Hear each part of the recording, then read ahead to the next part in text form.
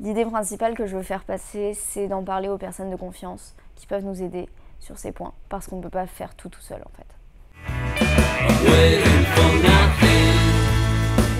Je m'appelle Yona, je suis étudiante à l'ENS de Lyon en philo et j'ai 23 ans. La question de la santé mentale, pour moi c'est un équilibre à trouver entre soi-même et la société. Prendre soin de ce fil sur lequel on marche pendant toute notre vie. Si on met de côté en fait notre santé mentale, on déséquilibre tout le système, quoi.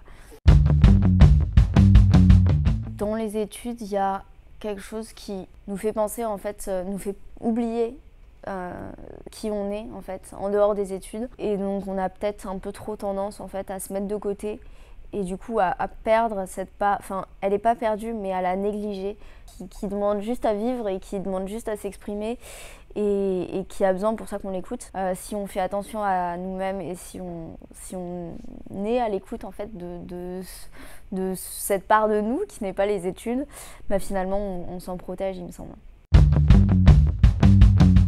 J'ai fait 3 ans de prépa avant de rentrer à l'ENS et ces 3 ans de prépa ils m'ont épuisée. On ne fait pas forcément très attention à notre santé mentale en général.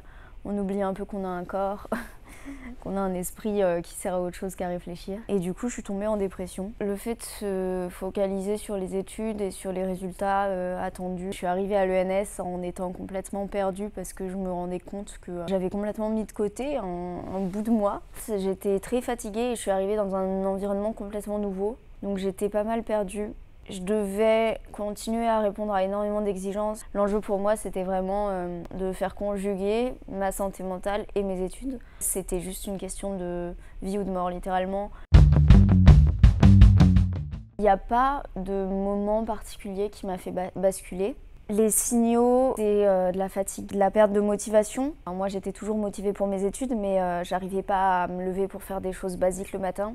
Globalement, moi, c'était un épuisement général. Donc, c'est petit à petit, je me suis retrouvée littéralement au fond du trou. C'est terrible parce que en fait, j'en ai parlé assez tôt, en fait. Et je m'en rendais compte, mais j'estimais pas que c'était légitime, j'estimais pas que c'était important. Petit à petit, vu que c'était une pente douce, je m'en suis rendu compte après au moins 6 mois de dépression sévère, en fait.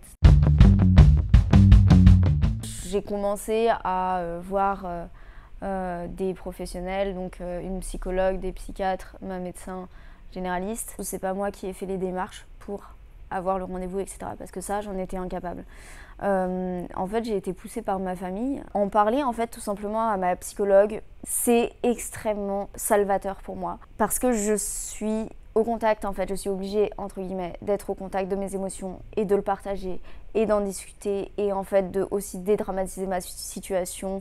En parlant aux personnes avec qui j'étais en cours, ma déléguée m'a dit pour moi il faut que tu ailles voir la mission handicap de l'ENS parce que c'est pas normal ce que tu vis. Je suis allée voir la mission handicap de l'ENS. Et en fait je me suis rendu compte que j'avais le droit à cette aide, j'avais le droit à cette main qu'on m'a tendue. Et qu'en fait on pouvait essayer de trouver des aménagements pour ça. Et que c'était pas à moi de tout faire. Et moi ce que j'ai mis en place notamment c'est de l'aide à la communication avec les personnes qui s'occupent de mon dossier, notamment gestionnaire de scolarité, etc. À l'ENS, il y avait donc un atelier qui consiste à gérer l'anxiété et le stress pendant les études. Et en fait, ça m'a pas mal permis de savoir mettre en place des petites choses en fait, dans ma vie de tous les jours qui sont bénéfiques pour ma santé mentale sur le long terme, mais aussi dans les moments difficiles. En fait, juste pouvoir partager dans le cadre des ateliers Corsa, ça aide déjà énormément. Pour moi, quand on va pas bien, on doit pouvoir faire confiance à notre entourage, s'entourer de personnes qui sont bienveillantes et qui sont prêtes à nous aider et en parler avec elles. C'est vraiment le premier pas pour s'en sortir, en tout cas dans mon vécu, c'est ça.